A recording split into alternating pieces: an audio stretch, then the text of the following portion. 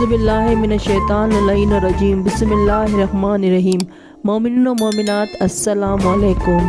اگر آپ پریشان ہیں، اگر آپ تنگ دست ہیں، اگر آپ بیمار ہیں، اگر آپ کو بیماری سے صحت تندرستی چاہیے، اگر آپ کو پریشان حالی سے نجات چاہیے، اگر آپ کو تنگ دستی سے نجات چاہیے تو اس کے لیے ایک وظیفہ بتاتی ہوں۔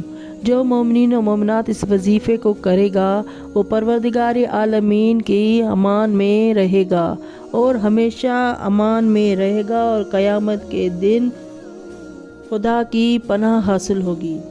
اس وظیفے کو 40 دن تک کرنا ہے۔ کسی بھی نماز کے بعد، چاہے فجر کی نماز ہو اس کے بعد بھی آپ کر سکتے ہیں اور عشاء کی نماز کے بعد بھی کر سکتے ہیں۔ افضل یہ ہے کہ آپ عشاء کی نماز کے بعد یہ وظیفہ کریں۔ وظیفہ بتانے سے پہلے یہ بتاتی چلوں کہ حضرت علی بن ابی طالب علیہ السلام سے روایت ہے کہ جناب رسول خدا صلی اللہ علیہ وآلہ وسلم نے فرمایا، جو شخص سورہ کو پڑھے گا وہ قیامت کے روز نجات پائے گا، ملائکہ کے پروں پر اڑے گا اور جناب یوسف جیسا حسن پائے گا۔ اور امام محمد باقر علیہ السلام فرماتے ہیں کہ سورہ ملک سورہ مانیہ ہے، اس لیے کہ بچاتا ہے اپنے پڑھنے والوں کو عذاب قبر سے، اور توریت میں بھی اس کا نام سورہ ملک ہے۔ جو شخص سورہ کو بوقت شب پڑھے تو صاحب برکت قرار پائے گا اور خوش رہے گا، اور میں اس سورہ کو عشاء کے بعد پڑھتا ہوں۔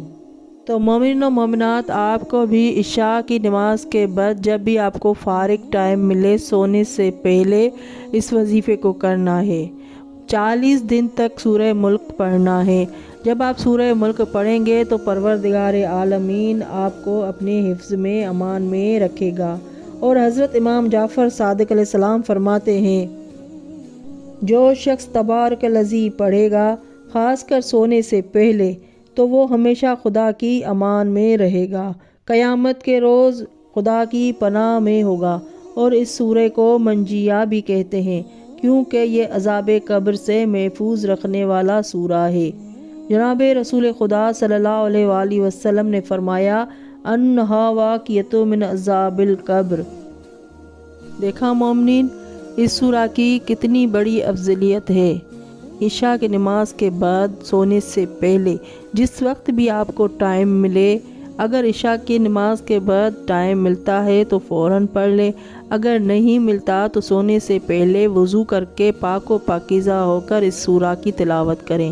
جو شخص اس سورہ کو 40 دن تک پڑھے گا اس کے ہر مطلب و حاجات پورا ہوں گے، روز قیامت کی سختی سے وہ بچے گا، پروردگار عالمین کے حفظ و امان میں رہے گا اور آخروی اور دنیاوی حاجتیں برلائیں گی۔ اس کی دنیاوی حاجتوں میں روزی کشادہ ہوگی، جو چاہے گا وہ ملے گا، پیسوں کی تنگی نہیں ہوگی اور اس کے دل کو سکون محسوس ہوگا اور اس کے عزیز و اقارب کو ثواب حاصل ہوگا۔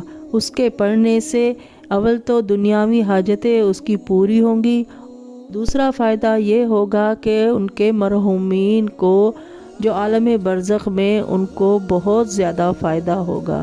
ان کو وہ سورہ ایسے اثر کرے گی جیسے آپ پرفیوم چھڑکتے ہیں، اور جہاں جہاں بھی اس پرفیوم کی اس عطر کی خوشبو جائے گی، جہاں جہاں بھی وہ خوشبو جائے گی وہ وہاں وہاں مغفرت کرے گی ان شخصیات کی۔